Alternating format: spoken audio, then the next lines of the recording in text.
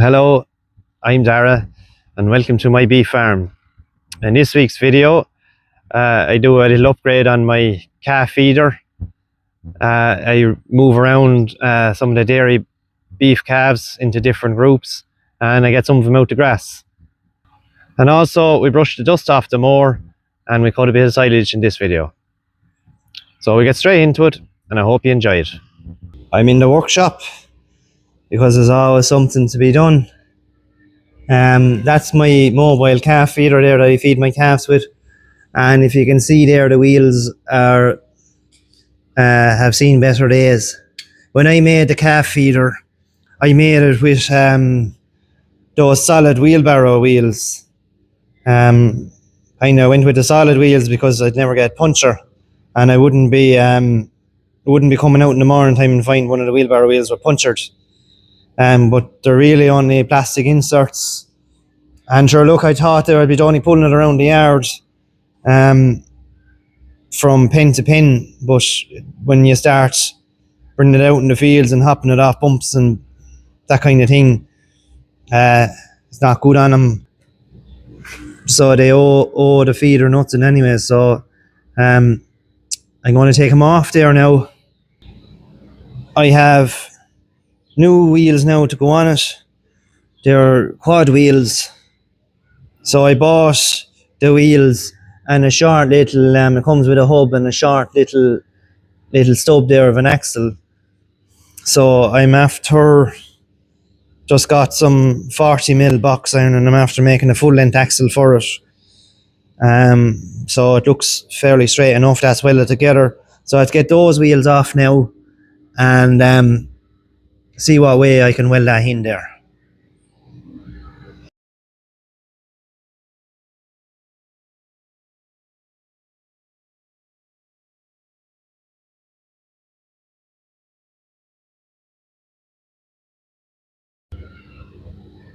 So I have the wheels off it and the barrel out.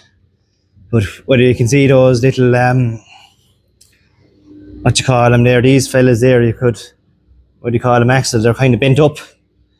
So I might just cut them and straighten them up there. Because when I weld the axle in from side to side now to strengthen all that up again. So I just cut the axles and I straighten them up there, so I just want to weld them now in place.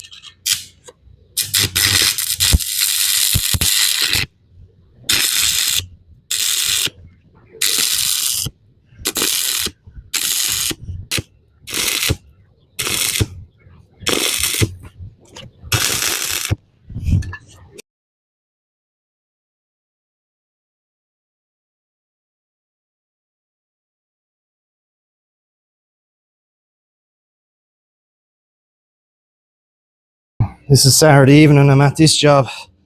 I should be getting finished up early and going home.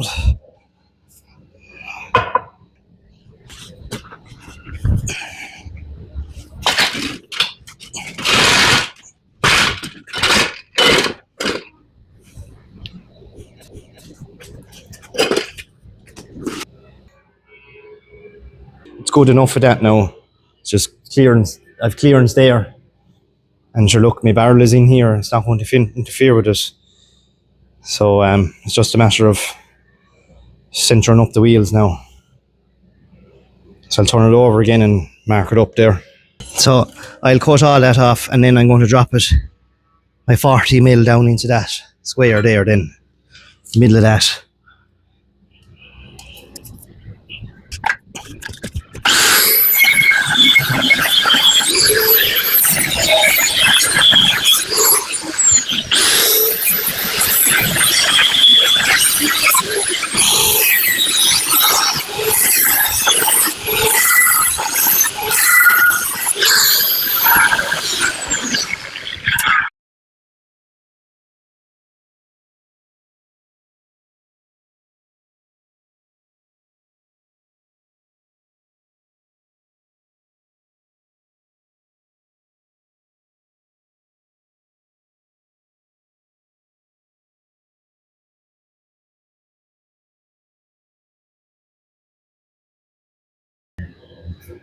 So I have the wheels in there now and I'll get that welded in now, because I need to get calves fed. It's heading on towards 5 o'clock now. So I didn't video most of the welding now because should only make it into a long video, but there she's welded in anyway on one side. So I just have to put the wheel back on and have it welded on the other side. So she's good to go then, just put the barrel back in and see what she looks like with the new wheels on. Now there she's down with the wheels on her. I must say she nearly looks twice the feeder now. She looks a serious machine with those big flotation quad wheels on her. Must get the barrel back in now and get her back together. She will be an awful lot easier to pull anyway, that's for sure. Even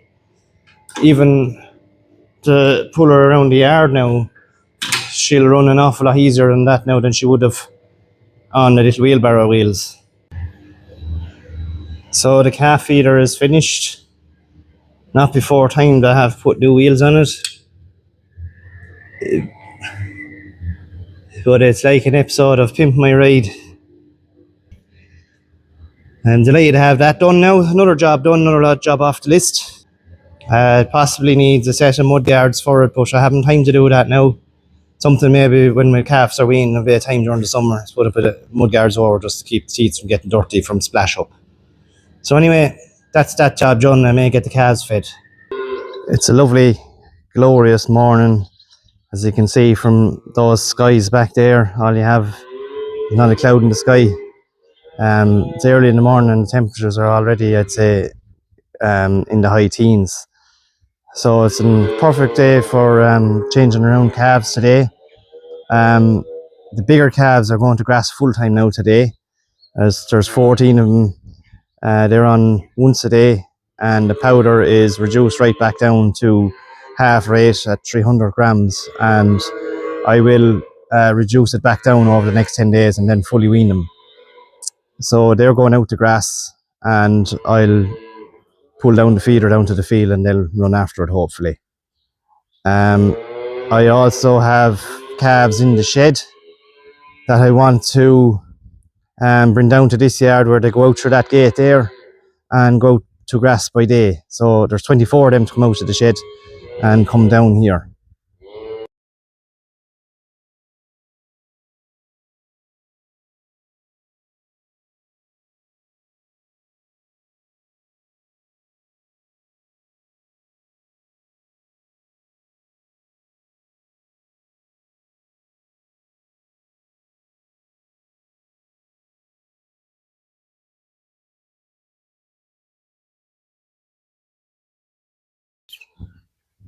So that's them finished. Those calves will be fed down here now once a day for about 10 days, and then they'll be fully weaned off. There's just 14 of them in the group. I took 2 out of them that I didn't think were heavy enough now to be weaning them off. So there's not much grass on this field, but there's only 14 of them. There's 4 acres here. It won't be long growing up around their feet. So a nice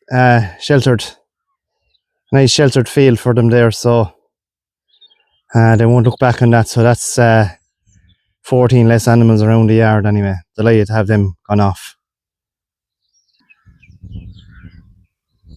The new wheels on the feeder are a great job. Make it very easy now for pulling down. So I do need a set of mud guards on it, but I'll do that some parts of the summer. Probably do it last minute next year again when I need it. So very handy for this kind of job, feeding the calves out there. So then I just have a trough of meal here for the time being, and they have their coarse ration and they have their nuts in it.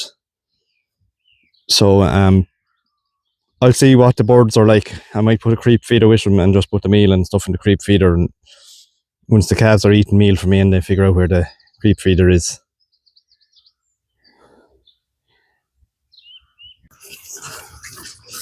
So now here's the group that are going to grass today. They're just up here now. They're also on once a day, but they're on full rate powder. So that fella with the green there, after being dropped back from that group I just let to grass, because they're not good enough to be weighing yet, so they're gone back on full rate once a day there. Sort out that calf there. So there's 26 teats on the feeder, 25 calves there. They'll go into that house at night and they'll go to grass by day.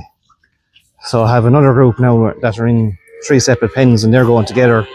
They'll all be fed on the feeder for a week, and then they'll go on once a day as well and try and cut down the workload there.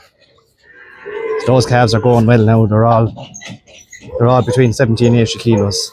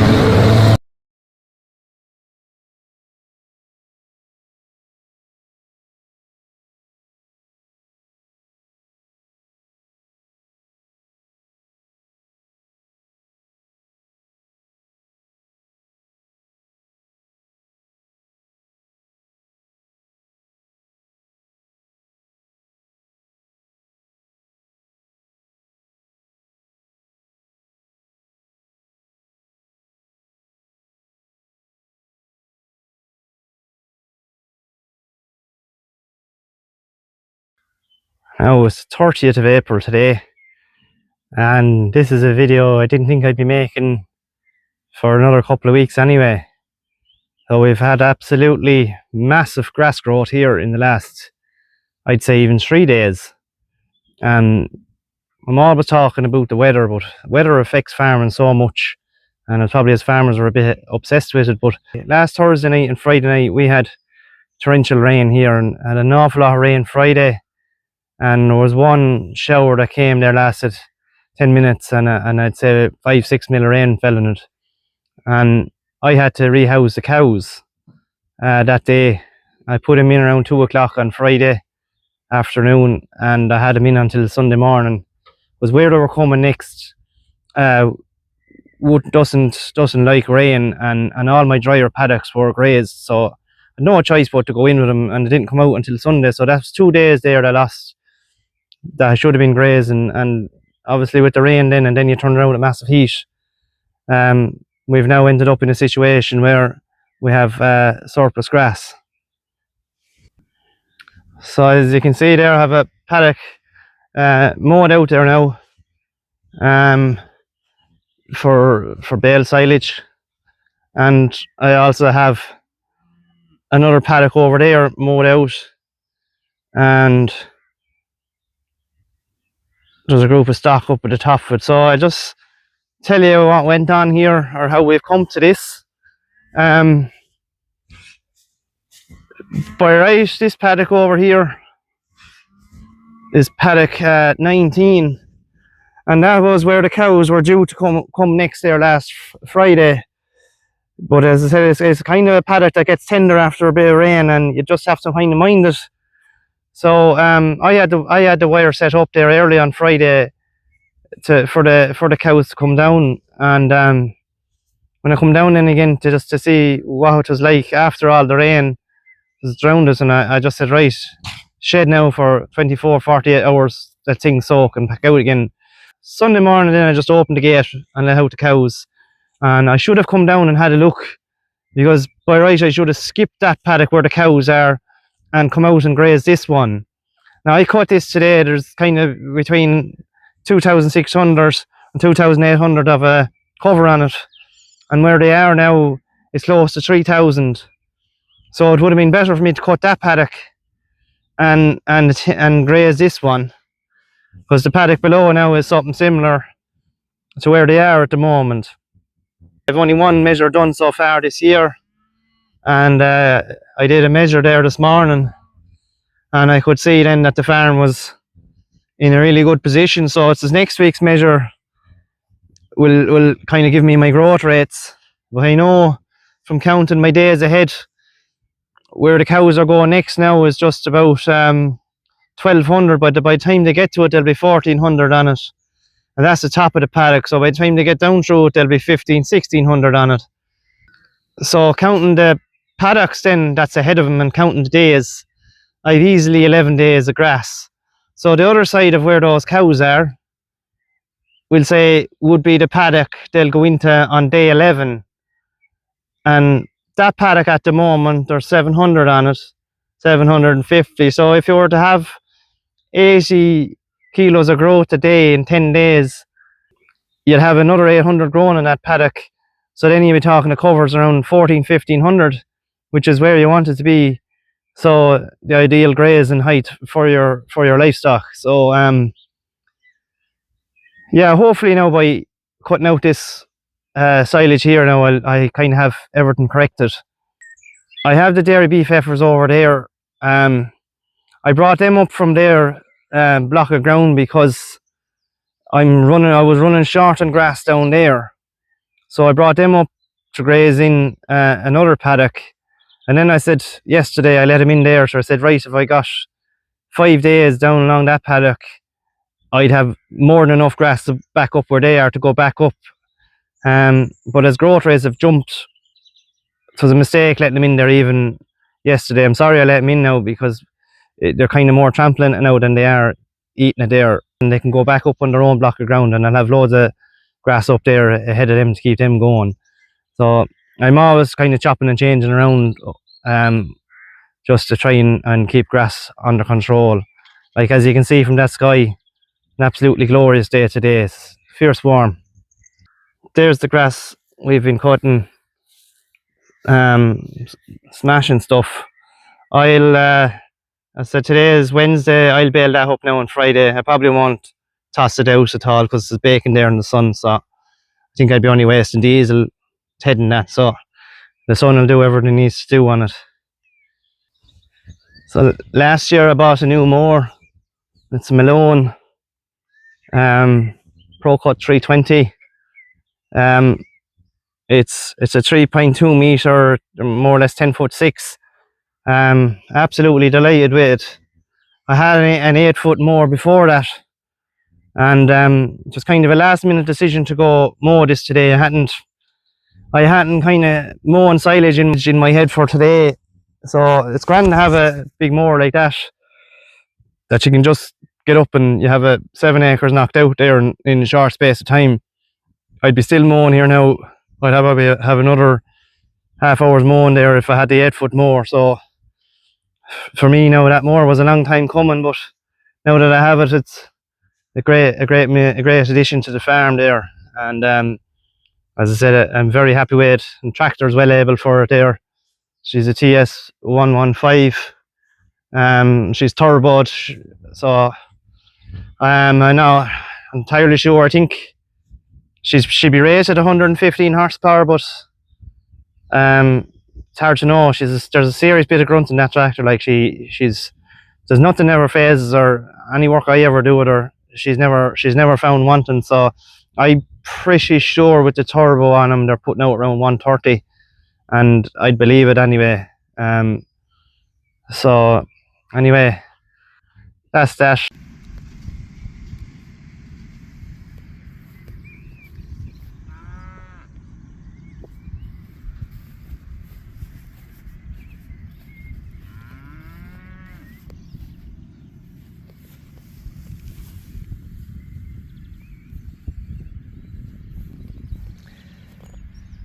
It's 2 days later now. I have the silage baled up. There were 17 bales in the two paddocks. Shouldn't be overly heavy now, a little less than 3 bales to the acre. Look, it's quality stuff, but we just had to do that to kind of bring all the grass back into check. Even where the cows went today is after growing an awful lot since I mowed this silage, so grass is absolutely booming at the moment. It's a wonderful complaint to have, so it just makes management a little bit trickier, but it's easier to manage surpluses than it is to manage wet weather or deficits. So long may this weather last. You can see the grass is starting to sprout already, so she's ready to grow the next rotation of grass there.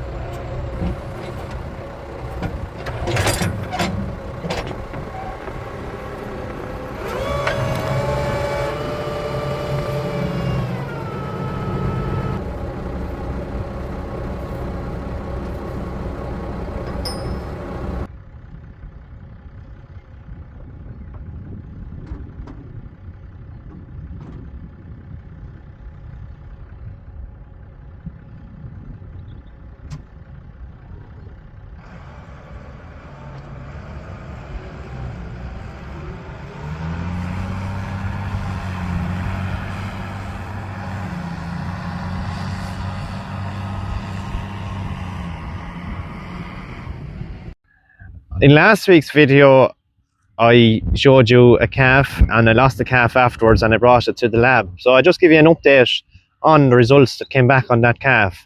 And it wasn't what I was expecting. I was expecting him to tell me it was chronic pneumonia and his lungs were shot, but it wasn't that. It was actually an ulcer.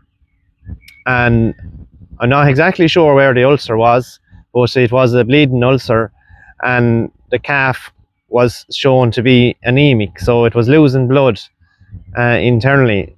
So that would explain why I was saying the calf had a very rough coat and a very mucky looking coat on him. Obviously, when they're anemic, they're going to look a bit that way. I don't know why it got the ulcer, maybe one of these things again. But that's probably what brought on the pneumonia, and we treated it for pneumonia, but the rapid heartbeat we were seeing was probably from the ulcer and the blood being lost. So it was just one of these things again that we could do nothing about, but it's really nice to get results back and see what has happened to an animal that has failed on you. And look, that animal actually showed no symptoms of having an ulcer other than the rough coat. It hadn't black dung or any other symptoms that we would have thought it was an ulcer. So look, again, I'll just chalk it down to one of these unfortunate things that a calf got, and we'll just move on. So like, it's really nice to have got such wonderful weather. I thought I'd have a quieter week this week, and it's turned out to be anything but.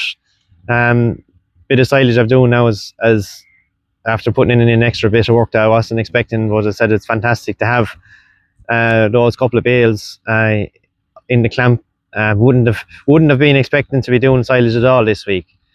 So if you do like the content on the channel, maybe you'd recommend it to a friend or colleague or someone you're chatting to about YouTube along the way. So I'm going to leave a video of that.